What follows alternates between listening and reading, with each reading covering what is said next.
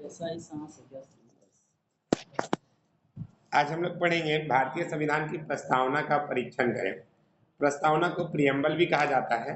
तो examine the preamble of Indian constitution, ये question आपका अंडरस्टैंडिंग इंडिया, पॉलिटिकल दोनों के लिए इंपॉर्टेंट है। इनका पॉलिटिकल है, वे भी ध्यान दीजिएगा। और ये हालांकि अंडरस्टैंडिंग इंडिया बुक से मैंने निकाला है। अंडरस्टैंडिंग इंडिया मतलब भारत की समझ। तो इसी का एक क्वेश्चन है आपका, भारतीय संविधान की प्रस्तावना के बारे में है। अच्छा, भारतीय संविधान के बारे में पहले आप लोग थोड़ा इंट्रो दीजिएगा, यहाँ से क्वेश्चन स्टार्ट नहीं कीजिएगा। आपको अपने से पहले ऐड करना पड़ेगा कि भारत 15 अगस्त 1947 को आजाद हो गया, लेकिन इसमें संविधान बनने में लगभग 2 वर्ष 11 माह 18 बिल्कुल लगभग 2 वर्ष 11 पूरा लग गया। हाँ, पूरा 2 वर्ष 11 माह 18 दिन लगे। नहीं, लगभग में इसलिए भी डाल सकते हैं क्योंकि भाई कुछ मिनट कुछ सेकंड आगे पीछे भी हो सकता है यार, हो गया सर, वो मार्क में सर, इसलिए। क्या पता सर। अच्छा, जो भी है। और संविधान बन करके तैयार हो गया था कब? ये 15 छब्बीस 26 नवंबर 26 नवंबर बन के तैयार हो गया। और उसके बाद उस पर हस्ताक्षर कब हुआ? 24 जनवरी 1950 को। हाँ, और 26 जनवरी 1950 को हमारा संविधान लागू हुआ। तो ये तीनों डाटा आपको याद रखना है। पहला 15 अगस्त 1947 को आजाद हुआ, 2 वर्ष 11 माह 18 दिन बनाने में लगे, बन करके तैयार हुआ 26 नवंबर 1949 को, दस्तखत हुआ है 24 जनवरी 1950 को, लागू हुआ है 26 जनवरी 1950 को। इसमें कितने सदस्य थे? 299 सदस्य थे। जब हमारा पाकिस्तान से अलग हो गया था, उसके बाद जो कमेटी चल रही थी, और जब अंतिम रूप से एक प्रश्न आ रहा है कि उस दिन लागू करने का कारण क्या था? तो कारण ये था कि 26 जनवरी 1930 को कांग्रेस ने स्वतंत्रता दिवस मनाया था, जब हमारा देश स्वतंत्र नहीं हुआ था। तो उस दिन को याद रखने के लिए कांग्रेसों ने कहा कि 26 जनवरी को ही गणतंत्र दिवस मनाएंगे। और ऐसे भी मात्र 2 महीना शेष रह गया है, तो थोड़ा कागजी प्रक्रिया पूरा होने देते हैं, हम लोग भी थोड़ा सुस्ता लेते हैं और 26 जनवरी को बढ़िया से गणतंत्र दिवस मना लेते हैं। और यही कारण से 26 जनवरी को ही मनाया गया।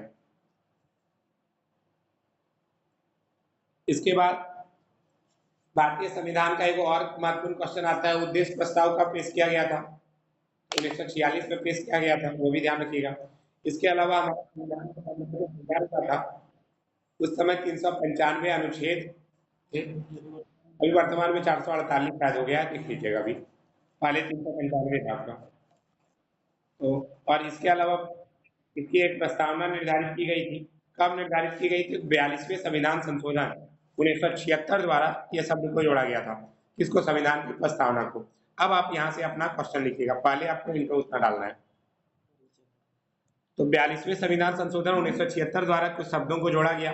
संविधान की प्रस्तावना इस प्रकार है, हम भारत के लोग, हम लोग जितने लोग हैं भारत के लोग, भारत को एक संपूर्ण प्रभुत्व संपन्न, मतलब बाहरी नियंत्रण और आंतरिक नियंत्रण दोनों से स्वतंत्र हो, किसी पर इसका अधिकार न हो, समाजवादी, धर्मनिरपेक्ष, समाज में सभी को लेकर चलना है, धर्मनिरपेक्ष हो, किसी भी धर्म को विशेष स्थान न दिया गया हो, लोकतांत्रिक गणराज्य बनाने के लिए तथा उसके सभी नागरिकों को सामाजिक, आर्थिक और धर्मनिरपेक्ष लोकतांत्रिक गणराज्य बनाने के लिए और उसके सभी नागरिकों को सामाजिक, आर्थिक और राजनीतिक न्याय, विचार अभिव्यक्ति, विश्वास, धर्म और उपासना की स्वतंत्रता, प्रतिष्ठा और अवसर को प्राप्त कराने के लिए उन सब में व्यक्ति की गरिमा का उसका प्रचार करने का भी अधिकार है। अब आता है समाजवादी। इसका उद्देश्य यह है कि भारत में शासन व्यवस्था इस प्रकार चलाई जाए जिससे सभी वर्गों को विकास का अवसर मिले। लोकतांत्रिक, तो समाजवादी का उद्देश्य क्या है? भारत में शासन व्यवस्था इस प्रकार चलाई जाए कि सभी वर्गों को विकास का अवसर मिले। लोकतांत्रिक, इसका उद्देश्य यह है कि शासन की अंतिम सत्ता जनता के हाथ में है। जनता चाहे तो क्या कर सकती है? बदल सकती है। चाहे कांग्रेस पार्टी की सरकार थी एक टाइम में, बहुत पॉपुलर था, कांग्रेस के खिलाफ में कोई कुछ बोल नहीं सकते थे। आज देख लीजिए, कांग्रेस नीचे पायदान पे, बीजेपी ऊपर चढ़ गई है। एक टाइम था बीजेपी एकदम नीचे हुआ करता था, आज बीजेपी का सत्ता चढ़ा है, कांग्रेस का गिरा हुआ है। तो ये बदलाव किसके हाथ में है? जनता के हाथ में है। जनता चाहे तो किसी को राजा बना दे, किसी को भिखारी बना दे, गुलाम बना दे। गणराज्य, इसका अर्थ यह हुआ कि राज्य का अध्यक्ष एक निश्चित काल के लिए जनता और उसके प्रतिनिधियों के द्वारा निर्धारित होगा, निर्वाचित होगा। अभी आप लोग देख रहे हैं कि जो देवघर के हमारे जो सांसद हैं गोड्डा के, निशिकांत दुबे। एक टाइम था वो बोलता था हम प्रचार करने नहीं जाएंगे, आराम से मेरा वोट आ जाएगा, किसी का सुनता नहीं था। इस बार उसका हालत इतना खस्ता हो गया है, एक तरफ अपना वाइफ को भेजता है, एक तरफ बेटा को भेजता है, एक तरफ वाइफ का साली को भेज रहा है, मतलब पूरा मतलब अपनी साली को भेज रहा है, मतलब हर साइड प्रचार करने में एकदम पूरा लग गया है। रणधीर सिंह के बारे में भी आप लोग सुने ही होंगे। रणधीर सिंह जब पहला बार जीता था वो क्या किया था, बाहर से बहुत सारा लोग को मंगा लिया था और सर पे घूंघट काट काट करके हर हमारे की कहते हैं उसको, जो भी उसको बोला जाता है अपना हस्बैंड को, बलि तोरे आत्म तो जीते दिया। और कोई रणधीर सिंह का वाइफ को पहचानता तक नहीं था उस टाइम में। फलस्वरूप सोचा कि रणधीर सिंह का वाइफ है, सब जगह वोट मांग रही है, किसी को पता ही नहीं चला कि वाइफ है ही नहीं, कोई और है, और सब कोई लास्ट में रणधीर सिंह पर टिपा दबाते चला गया। तो चुनाव के लिए बहुत सारे हथकंडे अपनाए जाते हैं, लेकिन हाँ अंतिम किसके हाथ में रहता है, जनता के हाथ में रहता है। तो अभी भी सबको देखिए रहे हो, सब साइड प्रचार हो रहा है। और इसके अलावा गोल्ड लगने का तो खैर प्रथा है ही, जानते ही आप लोग।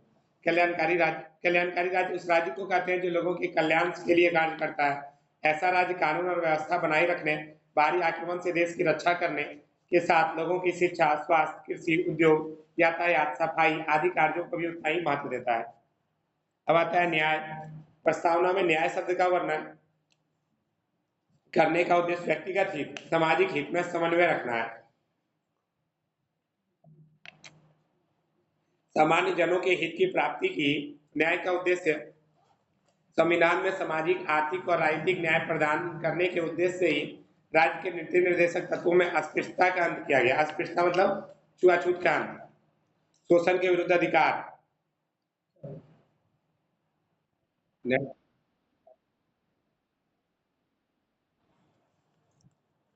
अस्पृश्यता का अंत देख लिए, यह संविधान द्वारा अस्पृश्यता का अंत कर दिया गया है। अतः अछूत समझी जाने वाली जातियों की उन्नति के लिए विशेष सुविधा दी गई। अस्पृश्यता मतलब जैसे मान लेते हैं आप छोटी कास्ट से बिलोंग करते हैं, जैसे कि दलित जाति जिसको कहा जाता है, सामान्य भाषा में बोले तो डोम, चमार, मुसहर जैसा वर्ग जितने भी जातियां हैं जो अत्यंत निम्न वर्ग से आती है, उनको अस्पृश्यता माना जाता है। अब उसको अगर आप टॉलरेट कर रहे हैं तो आपको 6 महीना का सजा मिलेगा और अर्थदंड मतलब आपको जुर्माना भी देना पड़ेगा। अभी भी आप लोग सुने होंगे बहुत कोई किसी किसी को खराब नाम से सूचित कर देता है, तो ऐसी स्थिति में आपको जेल हो जाएगी। ठीक है।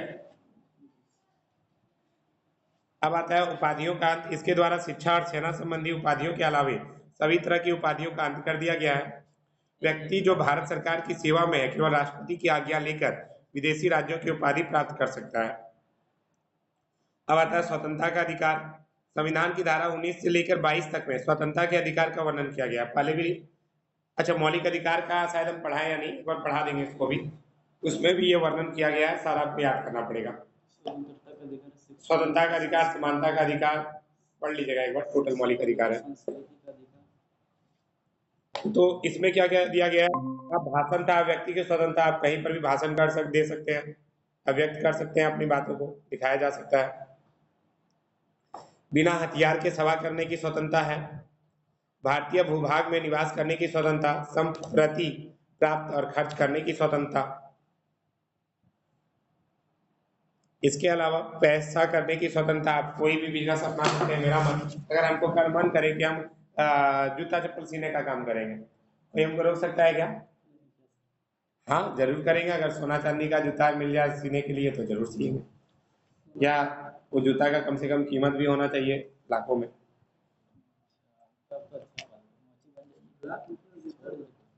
है नहीं होगा, लाख रुपया से ऊपर का जूता होता है। हम खुद 6,000 तक का जूता पहने हैं। एनीवे आगे बढ़ते हैं। अनुच्छेद 22 गिरफ्तारी और नजरबंदी के अधिकारों की घोषणा करता है।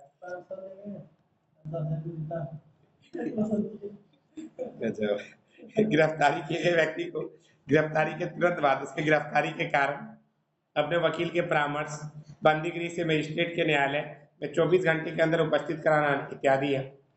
तो ये सब भी बताया गया है कि आप लोग को अगर गिरफ्तार या नजरबंदी किया जाएगा तो उसका के लिए भी हम लोग क्या कर सकते हैं, तुरंत वकील कर सकते हैं।